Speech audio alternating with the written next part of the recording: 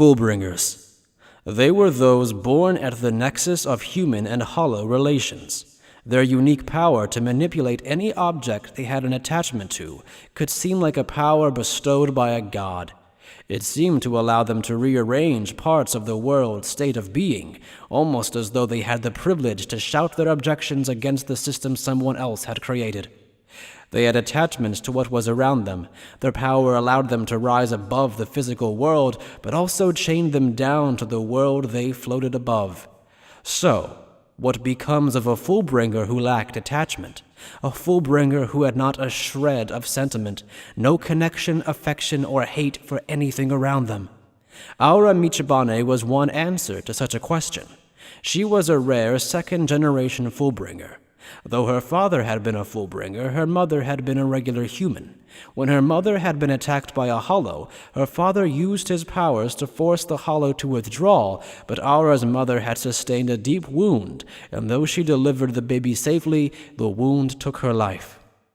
Maybe the hollow was attracted because I'm a Fullbringer and my blood was mixed in her, was a question that tormented her father, and he searched for a way to erase the power from himself.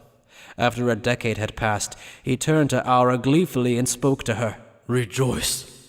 You and I might be released from our curse. There's this substitute soul reaper named Kugo Ginjo, and he's gathering people. I don't know what a substitute soul reaper's supposed to be, but we can trust this man, as he claims that he can absorb our hollow power from us. First we'll check if it works on me.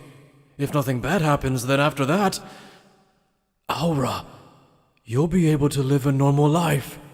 I wonder what normal is. Why would I want that? Isn't the hollow power the basis of the full-bring power my dad taught me? Why would I give that to someone else? Do I have to erase it? If I do that, I won't have anything else. What does it mean to live normally? Does it mean I'm not normal now, Dad? Broken by his wife's death, Aura's father had confined her underground, not because she was violent or to neglect her, but to protect her from hollows, humans, and from the world itself. She gave his life meaning. As Aura had been raised in a water tank room in the basement of their house, her world consisted only of that space and her father. Believing that knowing about the outside world would only bring her unhappiness, Aura's father wouldn't even give her a single book. He only taught her the basics of how to read and write, the laws of physics, and about her Fullbring, so she could defend herself against a hollow. To her, that was her entire world, a colorless world without freedom. The only thing that moved her was her father's cooking, but before it could ever become the foundation of a Fullbring through attachment, her father went to see Kugo Ginjo and he never came back.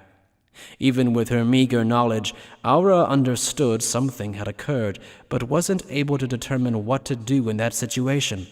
Eventually, the pain she experienced from starvation was more than enough to break her immature mind, and when she reached the limits of starvation, she raised her hands to the tank-like walls of her room and brought out its soul using Fullbring, enslaving it and then turning the reinforced glass walls into sand. She stepped out into the outside world, used her Fullbring to destroy all 7 locks on the basement door, and entered the kitchen.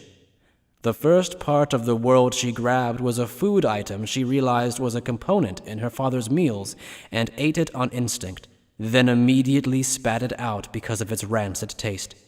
Her own body ended up rejecting the one and only part of the world that she had an attachment to. Had that one moment not transpired, she would have awakened to food being the attachment for her personalized power and become a normal Fullbringer. However, that did not happen. Nothing ever made its way into the girl's world that was a tether she could attach to. When she actually left the house and collapsed on the ground, she was found by a passerby and put into the care of the police. Not wanting to give her the name of her father after the evidence of her confinement had been discovered, she was taken into the Michibane family on her mother's side and lived her life as Aura Michibane. Several years passed, and she had blended into society. She had erased herself and lived like a weed on the side of the road. She didn't intend to hide from the world, but she was unable to hold any interest in it. She could only view this new world as an extension of her water tank room. What's most important to me is the Fullbring that my dad taught me. That was what saved my life. Because of it, I can keep living. I need nothing else. I don't care about my father, but the Fullbring he taught me is everything to me. I see. So that's the upbringing you needed. It's pretty funny. So, you could even hunt a huge hollow at that age. I find it so very intriguing that you were able to do so using only basic Fullbringer abilities. As he spoke, he kicked the wreckage of the white monsters Aura had just dealt with. Who are you? Are you not a human? Oh, me? How rude of me. I'm what you people would call a god. I'm something called a Soul Reaper, a god of death. Did your father not tell you about those? Soul Reaper? There's this substitute Soul Reaper named Kugo Ginjo, and he's gathering people. You're Ginjo? What a shot in the dark! So close! So very close. I wonder if it would have been better if I had been, for both you and Kugo Ginjo. Who are you? My name is Tokinada Tsunayashiro. Tokinada? That's impertinent for such a human. You may add Lord to my name. It's Lord Tokinada to you. Though I'm under strict house arrest, the world of the living has been so interesting lately that I just ended up slipping out and coming here. Well, it's good evidence to show that the main family does not pay attention to me. Oh, right. This isn't about my name and circumstances so much as who I am. That's a simple matter. I am related to the family that gave the order to kill your father. Huh? Aura's face, which had been like a mask until then, crumbled noticeably. Although Tokinada could see bewilderment from her fluctuating spiritual pressure, he did not sense any turmoil from emotions like anger or grief. He stared at her in amusement, as though he were ogling some rare animal. Officially, your parents' whereabouts are unknown, but they're actually dead. You could show me some gratitude for saving you a hopeless search. I'd even enjoy it if you cried and yelled. It'd give me a brief amount of amusement if you were to cry out that I am an enemy of your parents, and if you tried to kill me. Would you like to try your hand at seeing whether Kido or Fullbring is more powerful? I don't understand. Your family killed my dad? Why? Right, the reason. If I could say there was no reason, I could have further denigrated your father's memory. But I suppose I'll tell you the truth. It was to retrieve something. Something that was originally our property had fused to your father's Konpaku. To yours as well. What? Well, does it matter what it is? What's important to you right now? One of the members of the hateful family that is your enemy, that stole the world in your cramped fish tank, is before your very eyes right now. You know about my past? Yes, naturally I was watching.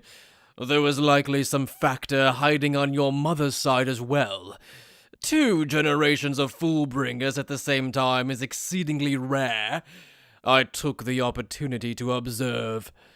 So, what will you do? If you want a duel, I will accept. Of course, I will defend myself. I don't need that. To be honest, I'm not interested. Of course. That is your personality, isn't it? In the past, when I tried this tactic on a man who was the exact opposite of you, who had wallowed in sentimentality, I used a more elaborate scheme. Yes, the memory of that man glaring at me with those unseeing eyes of his still makes me giddy even now. Although it seems you couldn't even begin to comprehend how that feels. Are you gonna kill me too? Yes, eventually. Depending on the situation, I might just overlook you. Eventually. The factor that resides in you would be much more entertaining if it were operating independently. than if I were to retrieve it as a part of you. Furthermore, you seem like you'd make a useful pawn. A pawn? You want me to be that for you? For what purpose? You have no attachment to this world, right? In that case, why not remake the world anew? If we create a new world, you might even be able to find an attachment there. Though the heart and left arm ended up returning to the Quincy's, the thing inside you is rather unique. I would certainly like you to become my pawn. I will give you whatever you desire. To the extent I am able, of course. There isn't anything I want right now. In any case, you can think it over until that time eventually comes. Also, if you are to become my pawn, then work on your manners. Even a fake smile would do. A faint smile from you could likely seduce men and women alike. What's inside of me? It's an organ of something we call the Rayo, the thing which we call his soul chain.